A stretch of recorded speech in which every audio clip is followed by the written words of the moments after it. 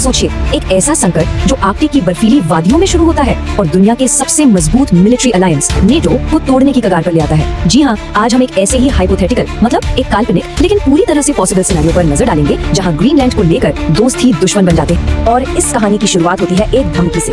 तारीख है 9 जनवरी 2026 और राष्ट्रपति ट्रंप एक अल्टीमेटम देते हैं। ये कोई मामूली बयान नहीं है, ये वो चिंगारी है जो इस पूरे हाइपोथेटिकल क्राइसिस में सहयोगियों को एक दूसरे के खिलाफ खड़ा कर सकती है। अब सवाल ये उठता है कि बर्फ से ढका एक द्वीप दुनिया के सबसे पावरफुल मिलिट्री अलायंस नेटो के लिए इतना बड़ा खतरा कैसे बन सकता है ना सोचने वाली बात। चलिए आज इसी बुद्धि को सुलझाते हैं। तो सबसे पहले बात करते हैं इस गठबंधन की जो संकट में है। ये सब शुरू होता है 2026 के एक हाइपोथेटिकल पर बहुत ही खतरनाक सिनेरियो से। एक ऐसी सिचुएशन जहां अमेरिका और उसके यूरोपियन दोस्त आमने सामने आ जाते हैं। तो इस पूरे संकट की जड़ क्या है? असल में अमेरिका को लगता है कि ग्रीनलैंड उसकी नेशनल सिक्योरिटी के लिए बहुत ज्यादा जरूरी हो गया है और इसे पाने के लिए वो अपने ही नेटो एलाइज पर जबरदस्त इकोनॉमिक प्रेशर डालता है। सोचिए, डेनमार्क, यूके और 6 और यूरोपियन देशों पर टैरिफ्स की धमकी दी जाती है। तो अब सवाल उठता है कि ऐसा टकराव पॉसिबल ही कैसे है? इसका जवाब हमें मिलता है ग्रीनलैंड के यूनिक पॉलिटिकल सेटअप में। इसी ने असल में इस टकराव की जमीन तैयार की है। इसकी जड़ें हमें मिलती है साल 2009 के act on Greenland self government में। देखिए, ये सिर्फ एक कागज का टुकड़ा नहीं है, ये एक टर्निंग पॉइंट था जिसने ग्रीनलैंड के लोगों के हाथ में उनके भविष्य की चाबी दे दी। तो ये सेल्फ गवर्नमेंट है क्या आखिर? सीधे सीधे समझें तो ग्रीनलैंड अपने ज्यादातर इंटरनल मैटर्स जैसे पुलिस, जस्टिस और मिनरल रिसोर्सेज खुद संभालता है, लेकिन जो बड़े मुद्दे हैं जैसे फॉरेन पॉलिसी और डिफेंस वो अभी भी डेनमार्क के ही कंट्रोल में है।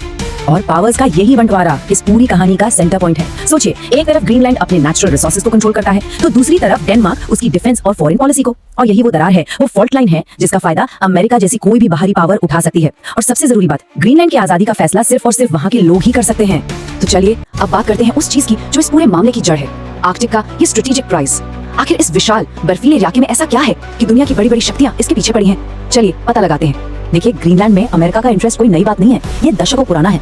वर्ल्ड वॉर 2 में नाजी जर्मनी को रोकने से लेकर कोल्ड वॉर में सोवियत यूनियन पर नजर रखने तक अमेरिका की मिलिट्री प्रेजेंस यहाँ हमेशा से बहुत मजबूत रही है, चाहे वो थूली एयर बेस हो या फिर बर्फ के नीचे बना कैंप सेंचुरी जैसा सीक्रेट न्यूक्लियर बेस। और आज तो इसका महत्व और भी कई गुना बढ़ गया है। जहाँ कोल्ड वॉर में ये सोवियत यूनियन के खिलाफ एक ढाल था, वहीं आज ये रूस और चीन के खिलाफ पावर प्रोजेक्शन का एक प्लेटफॉर्म बन गया है। ये सिर्फ मिसाइल डिफेंस के लिए इंपॉर्टेंट नहीं है, बल्कि पिघलती बर्फ की वजह से जो नए शिपिंग रूट्स खुल रहे हैं और जो बेशकीमती मिनरल सामने आ रहे हैं, उनका गेटवे भी यही है। इसका एक बहुत बड़ा जियो स्ट्रेटेजिक कारण है GI-UK गैप, यानी ग्रीनलैंड, आइसलैंड, यूके गैप। इसे आप एक तरह का नेवल चोक पॉइंट समझिए, एक ऐसा समुद्री नाका जो भी इसे कंट्रोल करता है वो नॉर्थ अटलांटिक में घुसने वाली रशियन नेवी की हर हरकत पर नजर रख सकता है। और ये नेटो और खासकर यूके की सिक्योरिटी के लिए एब्सोल्युटली क्रूशियल है। ठीक है, तो अब जब हम इसका स्ट्रेटेजिक इंपॉर्टेंस समझ गए हैं तो चलिए वापस चलते हैं हमारे 2026 के हाइपोथेटिकल क्राइसिस पर। देखते हैं कि इस पूरी सिचुएशन पर दुनिया का रिएक्शन कैसा होता है। और यहाँ पर अमेरिका और उसके अलाइज के बीच की दरार बिल्कुल साफ नजर आती है। अमेरिका का स्टैंड एकदम क्लियर है, we have to have it, हमें ये चाहिए। दूसरी तरफ डेनमार्क और ग्रीनलैंड इसे बेतुका और कब्जे का ख्वाब बता रहे हैं। और यूके, फ्रांस, जर्मनी जैसी बड़ी यूरोपियन पावर्स भी डेनमार्क के साथ खड़ी हैं और अमेरिका के इस प्रेशर की खुलकर निंदा कर रही हैं। और बस यहीं आकर ये पूरा संकट नेटो के दिल पर चोट करता है।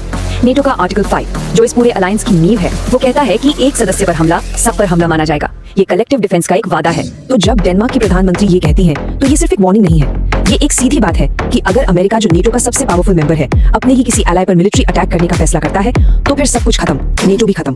तो अब आते हैं आखिरी हिस्से पर, ग्रीनलैंड का भविष्य।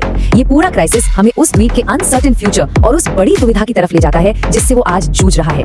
आज ग्रीनलैंड एक चौराहे पर खड़ा है। एक रास्ता जाता है पूरी आजादी की तरफ जो वहाँ के लोग चाहते हैं और दूसरा रास्ता उसे खींचता है ग्लोबल सुपर पावर्स के स्ट्रेटेजिक इंटरेस्ट्स की तरफ, जहाँ उसकी अहमियत अमेरिका, रूस और चीन के लिए एक चेस बोर्ड की मोहर जैसी है।